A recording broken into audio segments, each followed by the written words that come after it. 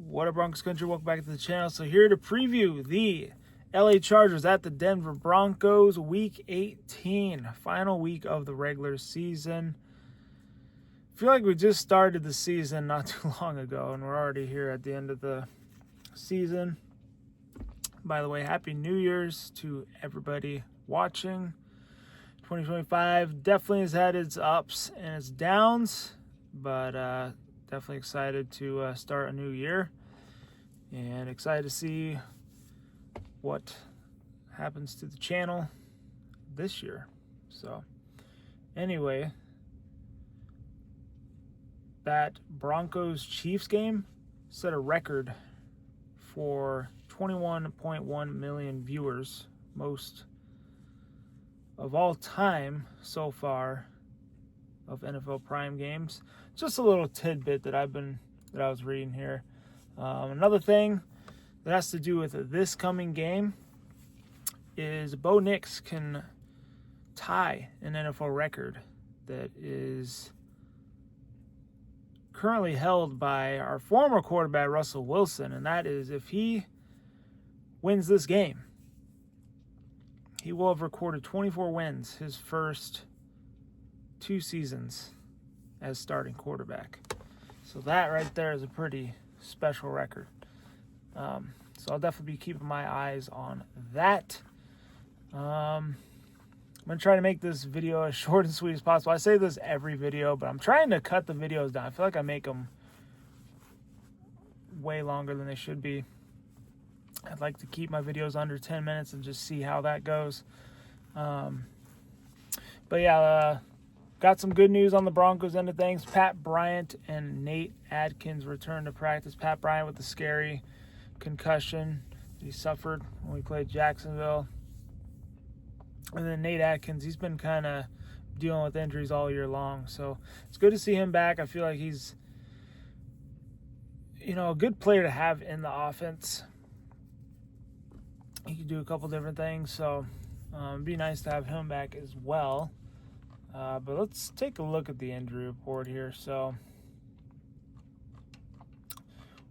I guess we'll start with the road team. So the Chargers, they announced earlier this week they will be benching Justin Herbert for this one. He's got the broken left hand. They want to get him as much rest as possible. I mean, they really have nothing to play for in this one. And, they want him to get ready for the playoffs. So looking at the Chargers report from Wednesday, which is today, not sure if this video is going to be uploaded Wednesday night or Thursday morning. Keenan Allen did not participate due to rest. I don't know if he was just sitting out of practice or if he's going to miss the game. Bradley Bozeman limited, Darius Davis limited. Marion Hampton was DNP with an ankle. Hassan Haskins concussion limited. And then Herbert was limited, but I already said he's not going to play. Jim Harbaugh also said that guys that have bumps and bruises won't play in this one. So, yeah, we could see a totally different Chargers team out there this Sunday. Derwin James rest DNP, and then Khalil Mack rest DNP. RJ Mickens limited. Nico, or is it Nico? Nico Reed, DNP. Jamari Sawyer, DNP. Benjamin St. Just limited. Tuli Tipulikta limited. And then Kamani Vital limited. So, Chargers injury report pretty long, pretty lengthy here.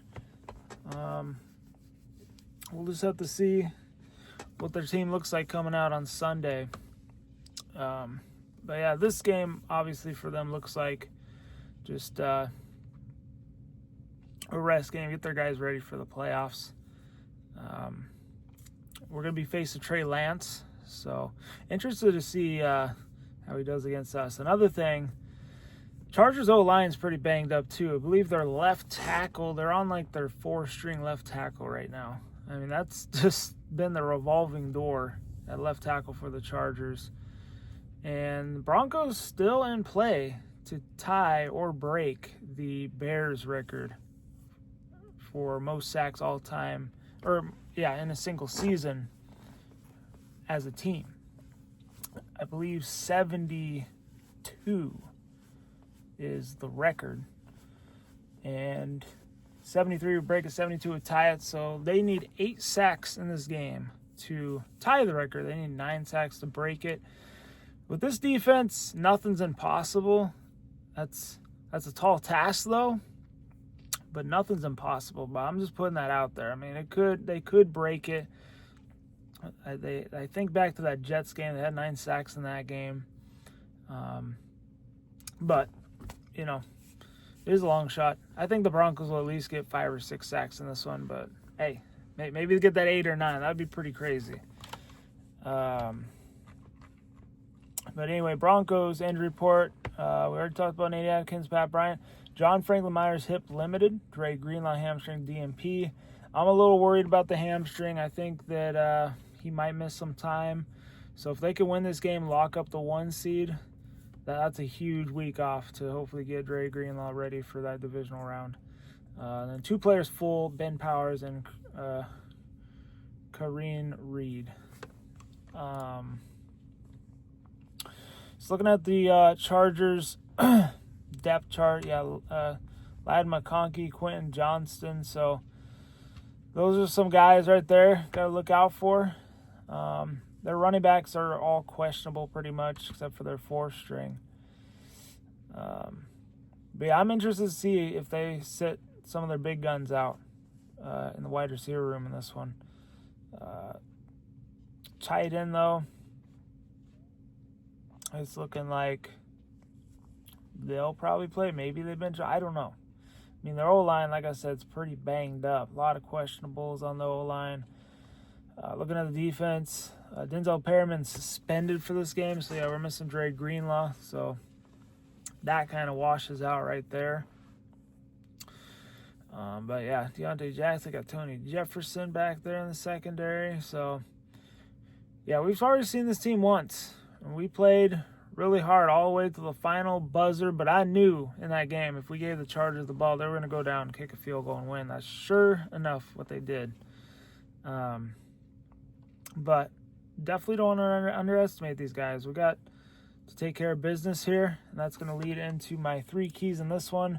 Number 1, I think the defense has got to dominate this game. You got Trey Lance going out there. I don't think he's played a game this season yet. This is going to be his first playing action. We're a team that's looking to lock up the number 1 seed. We got to show that we're the number 1 seed. Okay, I want to dominate this game, kind of like what we did against Kansas City last year before we headed into the playoffs. What was it? Yeah, 38-zip. I want to see a performance like that again. So I'm hoping that the defense can just have a sack party and, like I said, get 5 or 6 sacks in this one. Maybe even get the 8 or 9 to tie or break the record. I mean, I would love that. I will definitely be keeping track of that. There's a couple records in this game I'll be keeping track of. I was keeping track of Cortland Sutton for the 1,000 yards. He already achieved that against the Chiefs. But, yeah, I think the defense has got to dominate and really make it life hard for Trey Lance in this one. Number 2, want to see the offense establish the run game and just, look fluid out there. I mean, they don't got to be flashy, but they just got to show that they can do all the fundamentals. Like to see them run the ball well, get the easy first downs with the throws, and maybe take some deep shots in this one. I feel like we didn't see a lot of that against the Chiefs, but that game, we were pretty conservative in that game. It was like a quiet, dominating game in that one, but they showed to me the big thing, and that was they looked really good on that final drive to win the game. Or score the game-winning touchdown, at least. But, yeah, so. And then third key here, I don't want to see any turnovers. No turnovers. I want to win the turnover battle in this one. But, yeah, like I said, I don't want to see any turnovers. I know it's doable, and you don't want to let this team think that they got a shot. Okay, I want us to go in there. I want first drive, touchdown. That's what I want in this one. I want us to look like the first seed. I want the NFL to fear us again. Because I feel like after that Chief game, a lot of people be doubting, which that's okay. I mean, at the same time, I don't mind if people are doubting. Because that makes me feel good every week. I love when people doubt the Broncos. It feels even better when they prove them wrong. But anyway, in this one, my prediction for this one, I'm taking the Broncos. I'm going to go...